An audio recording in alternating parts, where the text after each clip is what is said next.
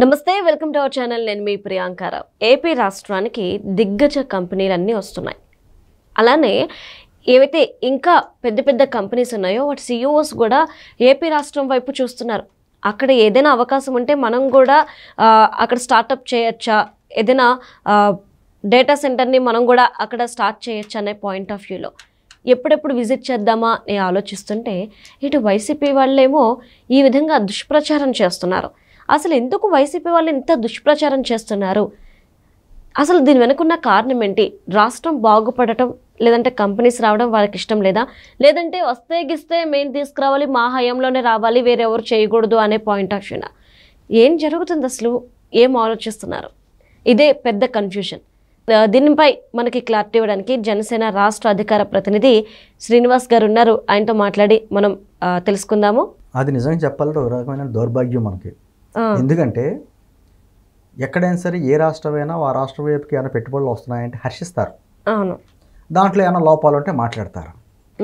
కానీ జరిగే వాస్తవాలను కూడా దుష్ప్రచారం చేసేటువంటి దౌర్భాగ్యమైనటువంటి పార్టీ వైఎస్ఆర్ కాంగ్రెస్ పార్టీ.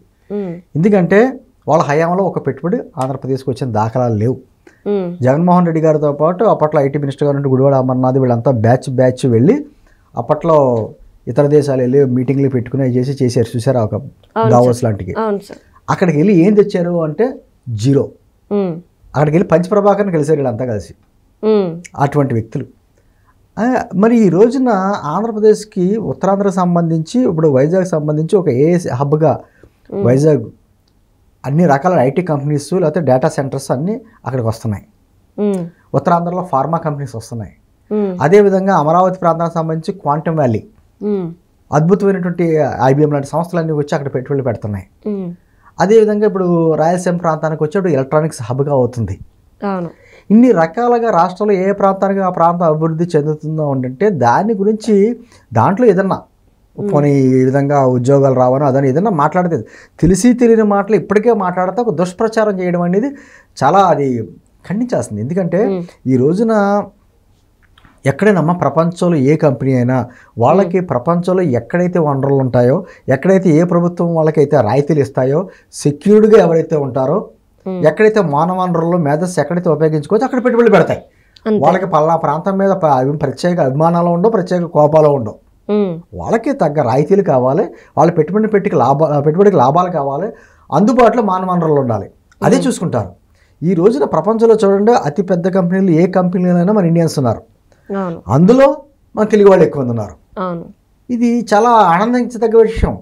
అటువంటిప్పుడు వాళ్ళు వస్తారమ్మా. ఇప్పుడు గూగుల్ సెంటరు అమెరికా తర్వాత బయట అది ఇండియాని, అందులోని ఆంధ్రప్రదేశ్ని, అందులో వైజాగ్ ప్రాంతాన్ని ఎన్నుకోవడానికి ప్రధాన కారణాలు ఏంటి? అక్కడ అద్భుతమైన వనరులు ఉన్నాయి, సముద్ర తీర ప్రాంతం, చక్కటి వాతావరణం, ప్రభుత్వం చక్కటి రాయితీలు ఇస్తుంది, మానవ వనరులకు మళ్ళీ ఎత్తుకోక్కర్లేదు, దగ్గరలో ఇంటర్నేషనల్ ఎయిర్పోర్ట్ ఉంది, నేవీ ఉంది, అన్నీ ఉన్నాయి, అన్ని హంగులు సదుపాయాలు అన్నీ ఉన్నాయి. ప్రభుత్వం కూడా రెండింటి మీకు తగ్గటువంటి రాయితీలు ఇస్తామని చెప్పి ఆహ్వానిస్తుంది.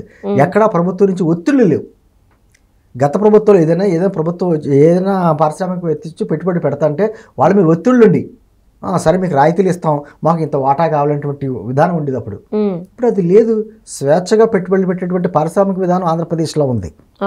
దాంతో చూడండి లోకేష్ గారు ట్వీట్కు అదే చేశాడు. ఆంధ్ర వంటకాలు స్పైసీగా ఉండడమే కాదు, వచ్చే పరిశ్రమ కూడా చాలా స్పైసీగా ఉంటాయి, చాలా ఘాటు ఏంటన్నదే పక్క రాష్ట్రాలకు తెలుస్తుంది అన్నాడు ఆయన. ఎందుకంటే ఈ రోజున కర్ణాటకలో ఏ విధంగా మాట్లాడుకుంటున్నారో చూసాం. అక్కడ వాళ్ళకి ప్రజలకి సమాధానం చెప్పుకోలేక ఏదో రకమైనటువంటి విమర్శలు చేస్తున్నారు. ఏంటంది ఇండియాలో ఈ రోజున ఐటీ హబ్ ఏదైనా ఉందంటే బెంగళూరు, కర్ణాటక, అందరూ ఒప్పుకోవాల్సిందే. ఈ రోజున ఏ హబ్ అయితే ఆంధ్రప్రదేశ్.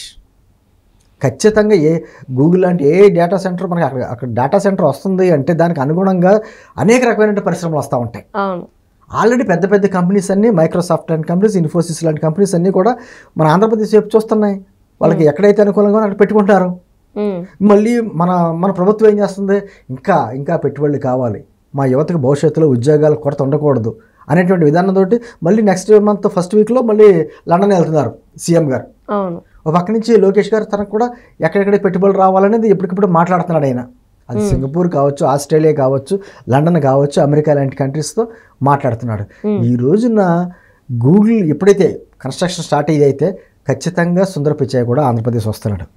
ఆల్రెడీ కన్ఫర్మ్ అది. గూగుల్ అతను కూడా అతను వచ్చే పరిస్థితి. అంటే గతంలో మైక్రోసాఫ్ట్ సీఈఓగా మన బిల్ గేట్స్ లాంటి వాళ్ళని, బిల్ క్లింటన్ వాళ్ళు హైదరాబాద్ ఎందుకు వచ్చారు? చంద్రబాబు గారిని చూసి, ఆయన చేస్తున్నటువంటి అభివృద్ధిని చూసి, ఆయనకు ఉన్నటువంటి ఆ విజన్ చూసి. ఈ రోజున సుందర పిచ్చై లాంటి వ్యక్తులు రేపొద్దున ట్రంప్ కూడా వచ్చాడనుకోండి, ఇండియా వచ్చాడనుకో, ఖచ్చితంగా వైజాగ్ సందర్శిస్తాడు. ఎందుకు అక్కడ మా ప్రపంచ దిగ్గజమైనటువంటి ఆ గూగుల్ కంపెనీని వైజాగ్ని ఎందుకు ఎన్నుకున్నది చూస్తాడు. నేను అంటే అటువంటి పరిస్థితులు ఈరోజు ఉన్నాయి, ఆంధ్రప్రదేశ్ చూస్తున్నాయి. మరి ఇప్పటికీ ఇది అంతా కనిపించట్లేదా వైఎస్ఆర్ కాంగ్రెస్ పార్టీ వాళ్ళకి? ఇంకా కోడిగుడ్డు మినిస్టర్ గారు ఏదో రకరకాల మాటలు మాట్లాడతా దానికి ఎందుకు పెట్టుబడులు ఇచ్చేస్తున్నారో, ఎన్ని రాయితీలు ఇచ్చేస్తున్నారో అంటే, మళ్ళీ దీనికి లింక్ ఎలా పెడుతున్నారంటే 22,000 కోట్ల రూపాయలు రాయితీలు ఇస్తున్నారు కదా గూగుల్కి, మరి ఒక 5,000 కోట్ల రూపాయలు మెడికల్ కాలేజీలకు ఇవ్వలేరా? పీపీపీ మోడల్లో ఎందుకు ఇస్తున్నారు? అసలు దాంట్లో బోడిగుండుకి కాలికి మొఖాలకి లింక్ అంటారు చూసారా, అటువంటి లింక్ పెట్టడం. అక్కడ ఇస్తున్నది భూమి ఇస్తాం, లేకపోతే నీరు ఇస్తాం, అది ఇస్తాం. మెడికల్ కాలేజీకి భూమి నీరు ఇస్తే వస్తాయా? అసలు దానికి దీనికి లింక్ ఏంటి? ఏదో 22,000 కోట్ల రూపాయల క్యాష్ ఏదో గూగుల్ కంపెనీలో పెట్టుబడి పెట్టేస్తున్నట్టు అర్థంగా ఉండాలి కదా దేనికైనా. నేను అంటే ఆంధ్రప్రదేశ్కి ఉన్నటువంటి ప్రత్యేకమైనటువంటి పరిస్థితులు ఎలా ఉన్నాయి? ఇప్పటికే మనకు రాజధాని పూర్తిగా కట్టుకోలేనటువంటి పరిస్థితి. ఇటువంటి పరిస్థితుల్లో ఆంధ్రప్రదేశ్ వైపు చూడలేనటువంటి కంపెనీలు ఈరోజు చూస్తున్నాయి. ఆమోదించాలి, హర్షం వ్యక్తం చేయాలి. ప్రజలు బాగుంటే, ఇప్పుడు ఆంధ్రప్రదేశ్కి పెట్టుబడులు వస్తున్నాయంటే పక్కన ఉన్నటువంటి రాష్ట్రాలు కూడా బాగున్నట్టే. ఇప్పుడు తెలంగాణ బిడ్డలు వచ్చి అక్కడ ఐటీ జాబ్స్ చేసుకోరా? ఈరోజు హైదరాబాద్లో ఇన్ని ఐటీ కంపెనీస్ ఉన్నాయి, ఆంధ్ర పిల్లలు వచ్చి చేసుకోవట్లేదా? జాబులు చేసుకోవట్లేదా? డెవలప్మెంట్ అన్ని చోట్ల జరుగుతుంది. ఈరోజు చెన్నై వాళ్ళు కావచ్చు, లేకపోతే బెంగళూరులో కావచ్చు, లేదా ఎక్కడైనా కావచ్చు, ఆంధ్ర పిల్లలు చక్కగా చేసుకుంటున్నారు. వాళ్ళకి ఎటువంటి ఇబ్బందులు ఆ ప్రభుత్వాలు చూస్తున్నాయి. మన రాష్ట్రంలోనే పెట్టుబడులు వస్తున్నాయి అంటే ఎందుకు మీకు ఈ ఈర్ష్య? అంటే మీ హయాంలో రాలేదనా?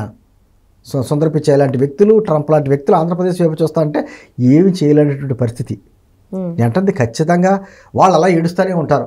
వాళ్ళ ఏడుపుని మనం పట్టించుకోవాల్సిన అవసరం లేదు. కానీ మనకి ఇప్పటికీ అంటే నిరంతరం మళ్ళీ ఇంకా పెద్ద పెద్ద కంపెనీలు రావాలి, పెట్టుబడులు పెట్టాలని అని చెప్పేసి కృషి చేస్తున్నటువంటి చంద్రబాబు గారు కావచ్చు, పవన్ కళ్యాణ్ గారు కావచ్చు, లోకేష్ గారు కావచ్చు, వీళ్ళ నిరంతరం కాలికి బలపం పెట్టుకుని ఇతర దేశాల వైపు చూసి మా రాష్ట్రానికి వైపు రండి, అద్భుతమైన వనరులు ఉన్నాయి, మీ ప్రభుత్వం నుంచి ఎటువంటి ఒత్తిళ్లు రావు, మళ్ళీ ప్రభుత్వాలు మారేటువంటి అవకాశాలు కూడా లేవు, చక్కగా కలిసి పనిచేస్తున్నాం మేము, మా బిడ్డలకి ఉపాధి అవకాశాలు కల్పించండి అని చెప్తుంటే ఇచ్చిన అవకాశాలను సద్వినియోగం చేసుకుంటున్నారు.